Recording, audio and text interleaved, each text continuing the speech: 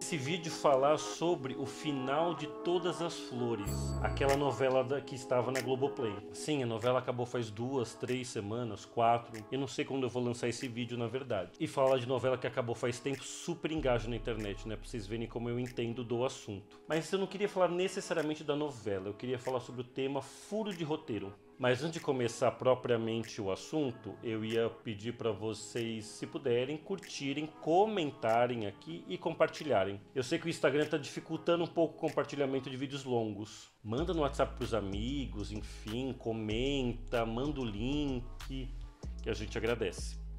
Sobre Todas as Flores, eu gostei bastante da novela, mas eu tive que, como se costuma dizer na internet, voar bastante. Tinham muitas passagens que eram inverossímeis na história. Todas as Flores tem como história principal uma mãe e 2 filhas, a Zoé, a Maíra e a Vanessa, interpretadas pela Regina Casé, Letícia Colin e a Sophie Charlotte. A história é sobre a mãe, Zoé, e a irmã Vanessa, que são más, a Maíra, que é a irmã boazinha, elas se aproveitam da Maíra, aí uma hora a Maíra quer vingança, enfim, um melodrama básico. Eu gostei muito da novela, mas ela teve passagens muito inverossímeis, que acabaram prejudicando, pelo menos pra mim, o prazer de assistir a obra. De cabeça, por exemplo, eu lembro que a Maíra uma hora é procurada pela polícia, ela foge da prisão e ela fica zanzando por aí como se nada tivesse acontecido. Enfim, coisas que são inverossímeis. Mas isso importa? O que é verossimilhança? Para explicar o que é verossimilhança, eu queria falar rapidamente o que seria ficção. Novamente, aquela explicação bem porca. Ficção seria uma transfiguração do real.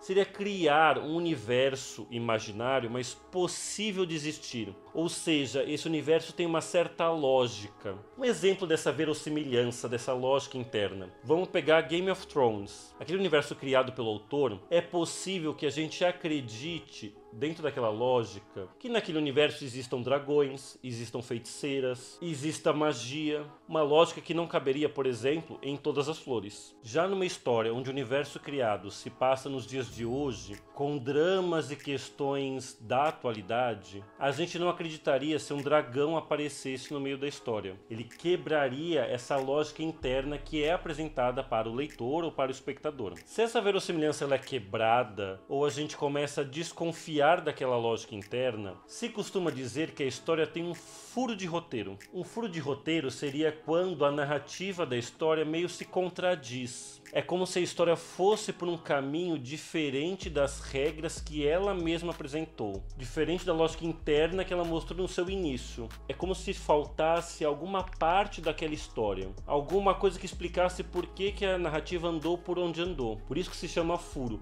Falta alguma coisa para explicar por que você caminhou daquela maneira. Um furo de roteiro atual é muito famoso. É daquele filme Um Lugar Silencioso, a história dos alienígenas que invadem a Terra e que são muito sensíveis ao som, ao barulho, e que acabam matando boa parte da população do mundo, caçando os seres humanos a partir dos sons que emitem. O filme fala da história de uma família que acaba sobrevivendo porque fica em silêncio, e aí tem uma cena do filme onde o pai vai conversar com o filho perto de uma cachoeira. Como a cachoeira já faz muito barulho, eles podem conversar. E se você procurar em fóruns da internet, há várias pessoas falando que isso é um furo de roteiro. Por que a família fica caminhando pelo mundo sem falar nada, se eles poderiam morar perto de uma cachoeira e viver normalmente? A gente pode considerar, por exemplo, um furo de roteiro a história da Cinderela. Se a fada madrinha transforma lá a abóbora em carruagem, transforma a roupa dela num vestido bonito, e se tudo vai voltar ao que era depois da meia-noite, por que o sapatinho de cristal não voltou ao que era antes? Ou, por exemplo, o furo de roteiro em Faroeste Caboclo, aquela música do Legião Urbana. Se João de Santo Cristo queria tanto ver o mar, por que ele vai para Brasília? Questões. Ou o furo de roteiro naquela música da banda Beijo. Pegue uma latinha e bate uma na outra. Mas era uma latinha, como que você vai bater uma na outra? Enfim, o tema furo de roteiro ele é extenso. Se você digita esse tema no YouTube, por exemplo, você vai ver muitos vídeos falando sobre isso. Eu estava pesquisando sobre esse tema na internet, a quantidade de pessoas falando sobre isso é enorme. Eu acho que é o grande tema polêmico do audiovisual, é como se fosse a não monogamia deles. Todo mundo tem uma opinião sobre o assunto. E daí entra um ponto. Se uma história tem furos de roteiro, ela é exatamente ruim, eu consigo falar objetivamente que uma obra é ruim porque falta alguma coisa? É possível analisar objetivamente uma obra de arte? O que seria essa análise objetiva? O que seria essa análise crítica objetiva? Por exemplo, eu posso analisar objetivamente um quadro, dizendo, este quadro ele é colorido. Mas eu consigo fazer uma análise crítica objetiva? Por exemplo, por que esse quadro é colorido, ele é ruim? Por que essa história tem furo de roteiro, ela é ruim? Uma análise crítica de uma obra, ela não parte de uma subjetividade? Quem diz que uma história com furo de roteiro ou não vai ser melhor ou pior? A partir de qual perspectiva você fala isso? O que eu quero dizer talvez com esse vídeo é que uma análise crítica de uma obra, uma crítica de arte, geralmente parte de uma perspectiva, de um olhar subjetivo e pessoal, da pessoa que emitiu essa crítica. E eu não quero dizer com isso que toda crítica parte de um olhar subjetivo, a gente desprezar todos os críticos de arte. É só entender que o crítico, ele fala de um lugar, delimitado socialmente e historicamente. Eu lembro, por exemplo, do Adorno, que faz toda a sua crítica para a indústria cultural, ao meu ver, extremamente coerente, embasada, com princípios, com muitos pontos que eu concordo. Ele usa como exemplo dos problemas da indústria cultural o jazz, que hoje em dia é considerado um gênero musical extremamente sofisticado e que atualmente se faz pouca relação com os produtos da indústria cultural. Ou seja, a crítica do Adorno está dentro de um período histórico. Claro que quanto mais você vai tendo contato com obras de arte, assistindo mais coisas, o seu olhar crítico, o seu olhar estético, ele vai ampliando. Eu tenho uma lembrança de assistir um filme do Michelangelo Antonioni, um diretor italiano dos anos 60, e gostar muito do filme porque eu tinha lido uma crítica antes no jornal. Aquela crítica foi minha ponte de acesso para aquela obra. Ela fez eu ampliar o meu olhar para aquele material. Talvez se eu não tivesse contato com aquela perspectiva, com aquele olhar daquele crítico, eu não teria gostado do filme. Mas aquela crítica no jornal não deixa de ser um olhar subjetivo, uma perspectiva.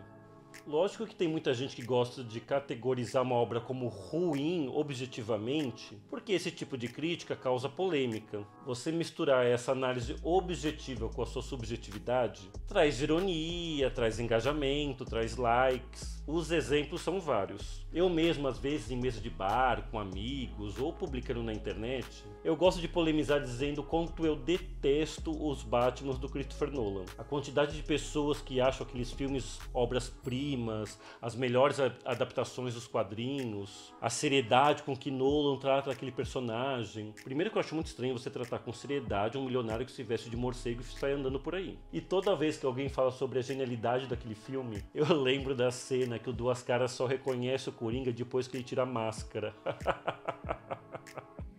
Que gênio, Nolan! Mas eu reconheço que essa pobreza que eu vejo no filme parte do meu olhar subjetivo. É irônico, traz humor, traz polêmicas. É gostoso de vez em quando. O problema dessa crítica objetiva, quando você é categórico que uma obra é ruim, porque ela mexe com uma suposta verossimilhança, é quando se começa a dizer que o problema do live action da Pequena Sereia é que não existe sereia negra. Ou o problema da série do Senhor dos Anéis é que não existe um elfo negro, que isso quebra uma verossimilhança, que isso quebra uma lógica da história. Quando alguém coloca que a live action da Pequena Sereia é um filme ruim porque sereias negras não existem, tem algumas camadas que a gente já conhece. Primeiro, você cobrar um real de uma história que é de fantasia, de personagens que não existem no mundo real. Uma sereia não existe, como é que você vai cobrar que ela tem um tom de pele específico? Que essa crítica objetiva, na verdade, parte de uma subjetividade, que vai lá, envolve desde a memória afetiva que a pessoa teve quando assistiu o desenho, mas que também esse olhar subjetivo tá cheio de uma coisa, de um conceito aí que a gente sabe como chama. Mas enfim, queria voltar à novela Todas as Flores e fazer aqui uma crítica, obviamente subjetiva, da minha perspectiva. Falar que eu gostei muito da novela, principalmente por conta desse trio de personagens principais, a estética melodramática que esses personagens acabam trazendo, o carisma dos atores que acabam ajudando a gente a querer seguir aquela obra, são para mim os pontos positivos que eu acabo considerando aquela novela legal. E eu acho que é isso.